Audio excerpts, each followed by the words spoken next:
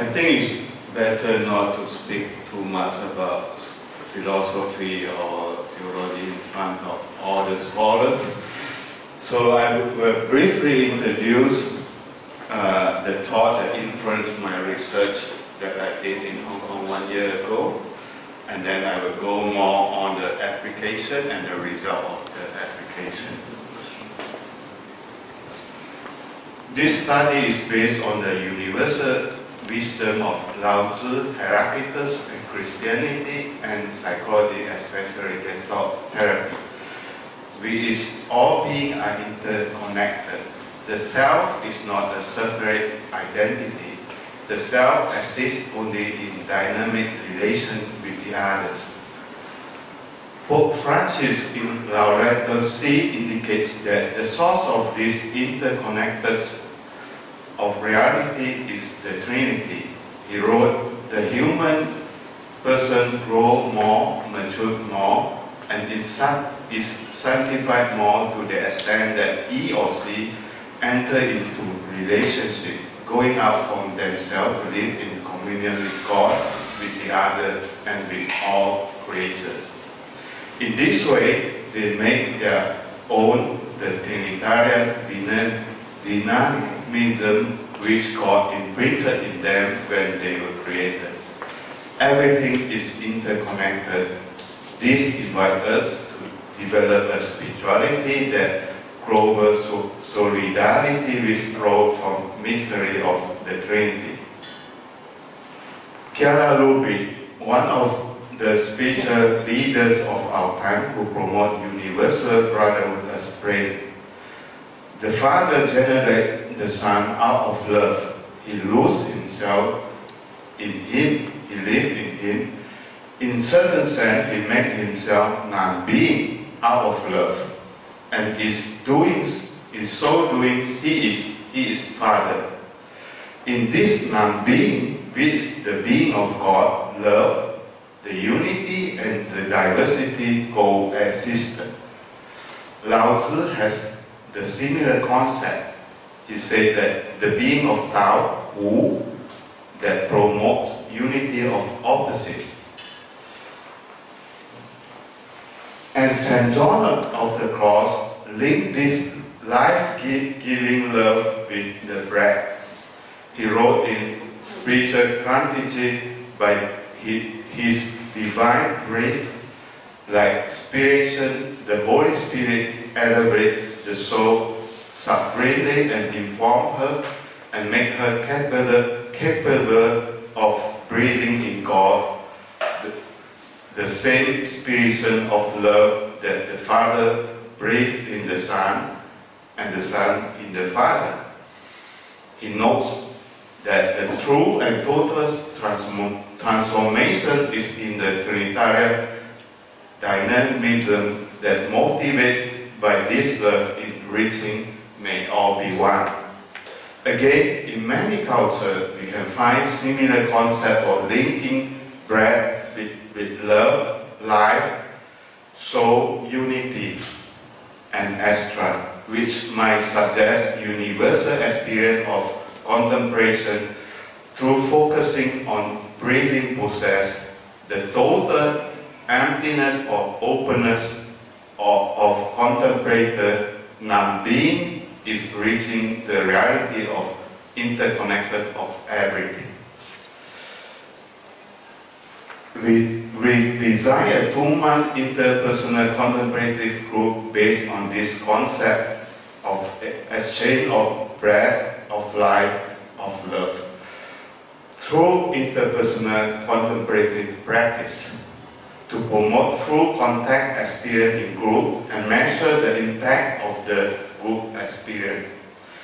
29 participants were divided in 3 groups weekly meeting, and the age range is from 25 to 66. It's quite universal in the sense. And we use a quantitative scale to measure the impact. We use BDI to measure the level of depression, AAQ scale to measure the avoidant behavior, FFMQ to measure the mindfulness state, and SCS to measure the level of self-kindness and self-judgment of participants pre and pro-group. And this is the result. From the result, we can see that the depression level reduced from 11 to 8. And the avoidant behavior reduced from 27 to 25. And the mindfulness state increased from 120 to 134. And even the self-kind, they are more self-kindness to themselves and less self-judgment. And this we complete with qualitative result, also research. And in the qualitative results show that the most significant experience of participants was the connection in the group. Many of the respondents indicate that the experience changed their perspective and motivate them to seek full contact with the other in real life.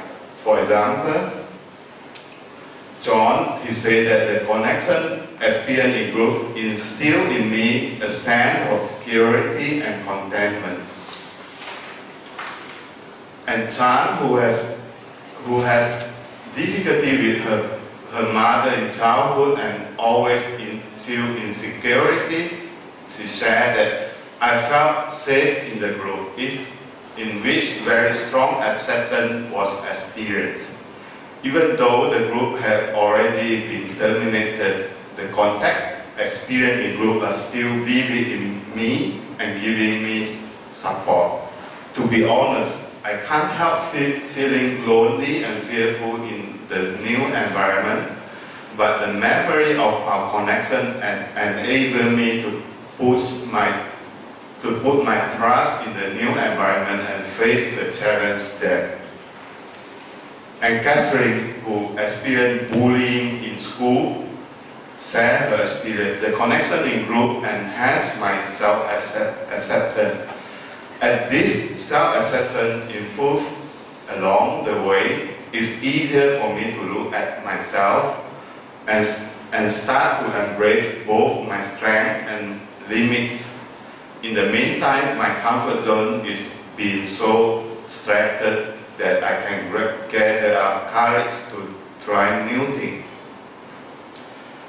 Chiro, a young male who experienced childhood emotional neglect and developed submissive and avoidant behavior, shared that the contact experience in group satisfied his deepest desire and has positive impact on him. He said that my colleague used to criticize and blame me on everything. I was afraid to face her and angry with her as well. So I tried to avoid her. We were disconnected. Then in group, after the group, I told her my true feelings. Told her that she hurt me so much. I was not happy. I felt that she was not respecting me. She changed her attitude. We can communicate now. I'm not afraid of her or avoiding her anymore. I feel better. From the result, the respondent in the qualitative interview note that the awareness of breathing process enhanced their connection with the others.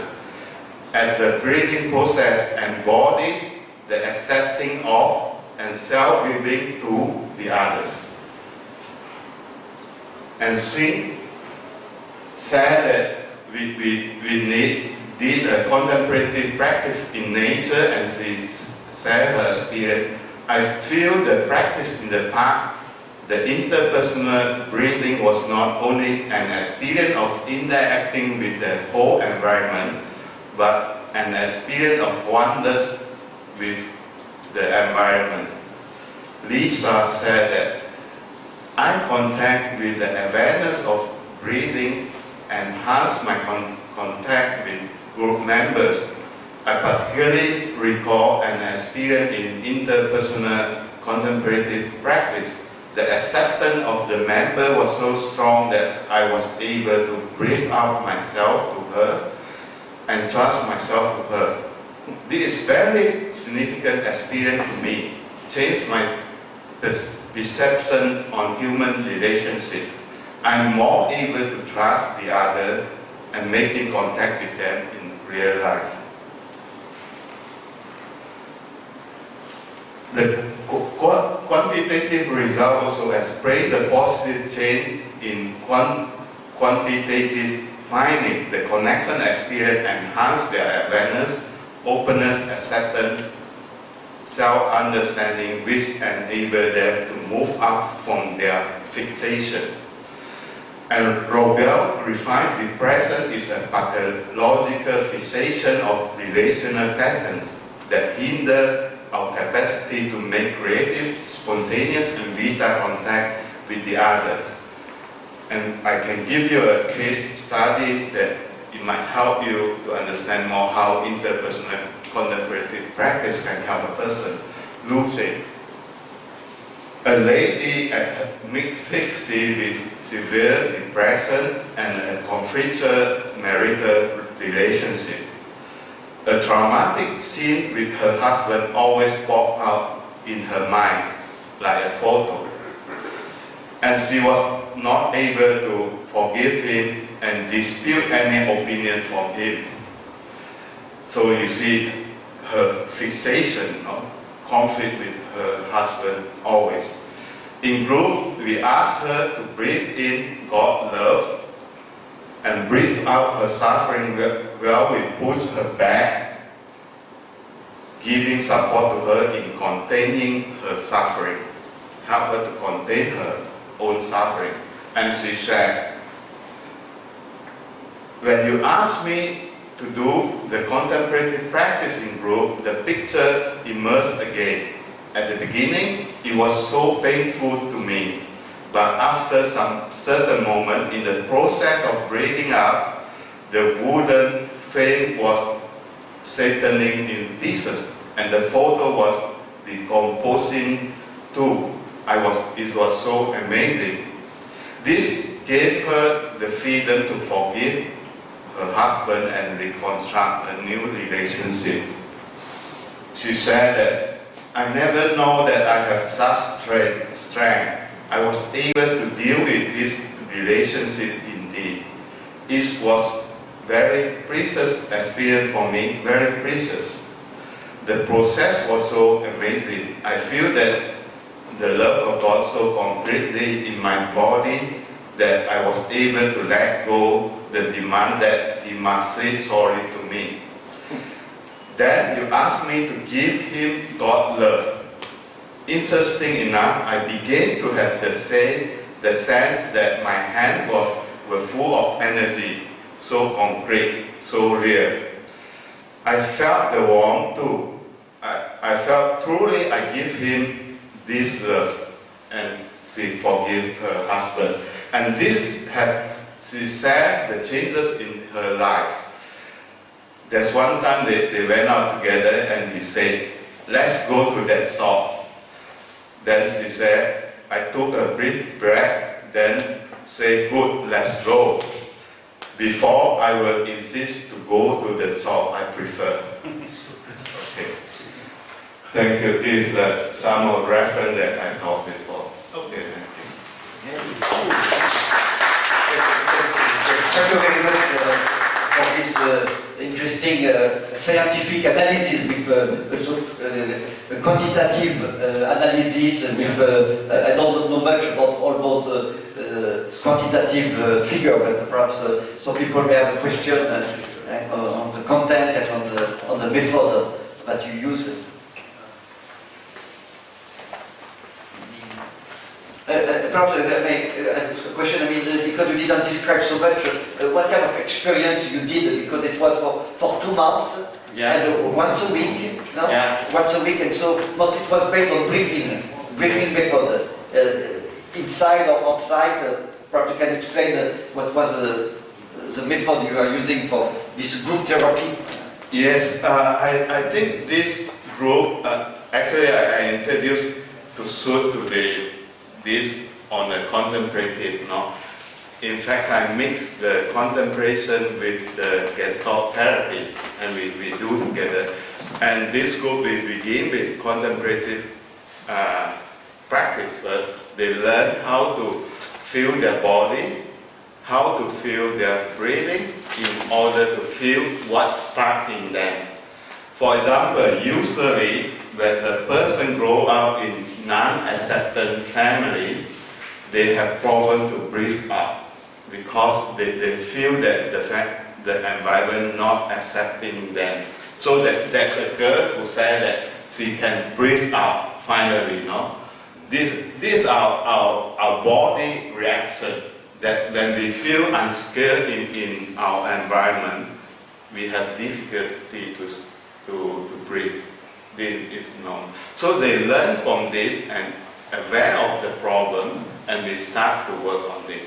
So some of you might ask, are these limited to the Christian experience? Not really, because almost all the contemplation in all religions are focused on breathing. And the other things, I did this group with only one group are Christian, the other groups are non-Christian. And I never explain in a Christian way. I explain with Tao Te Ching, Taoism, Lao Tzu. In fact, I did some workshop in Shanghai. I explained everything through Tao Te Ching, Taoism, and they told me, finally we understand what Lao Tzu tried to talk to us. So this, for me, this breathing of exchange breathing, that the concept that St. John of the Cross has, if really a true mystical experience, and the Trinity is a true assistant of God, then I feel that everyone can feel it. It's not a concept, it's experience. So this type of group, we are based on experience. We start breathing on ourselves, then we start into the nature. Someone said about the nature, no? What's the name? Nature, in the nature, right? yeah. Okay, yeah. Because in the nature you can feel the acceptance. And then we will go on to interpersonal breathing, facing the other. Wow. Once you're facing the other, you will feel that how you breathe, it changes. And if someone experience abusive experience in life, they have difficulty breathing. Because breathing it means that you're taking something from the environment and go into your body. So your body react at once. It's very dangerous. Don't take it. So some they might have difficult breathing in. So from this we understand their experience and we start to work on this. Okay. Any question? Yes, sir. I understand that you apply the breathing exercises to this practice, which is very, very close to the experience of Asian people. But how do you explain perichoresis to non-Christians? It would be difficult even for Christians to explain perichoresis, and how much more for Buddhists and other people. Yeah. If you try to explain perichoresis, it's very difficult because it is about God. So usually I don't explain. I make them to make experience. Through interpersonal breathing, and you learn that you are connected with the others. And it goes back to what Pope Francis said, that we have the Trinitarian structure in us, and we are made to have a perichoresis with the others. So through that experience they understood, and this changed their life. So usually I don't explain much because it's like this. For example, in Lao Tzu say, what you can say about Tao is not Tao, no? that what you can say about perichoresis is not perichoresis. It's better not explain, but to make experience. So in our group, it's much more important to practice the interpersonal contemplative, and through this they understand. Although they might not accept Trinitarian perspective of Christianity, but they understood that we are interconnected. And I think this is the most important thing. And through this, we go back to what Jesus asked us, love one another as I have loved you. Then they enter into the Trinitarian dynamic without knowing it. This is what my view and my practice. Yes, Dennis? If I understand you correctly, and I think this is a wonderful presentation, in some ways, the talk regarding these beautiful passages from Laudato Si, from Lubitsch, and all ultimately the theological understanding of perichoresis is like the ladder that can be kicked away once you get to the point of breathing and making progress together that way.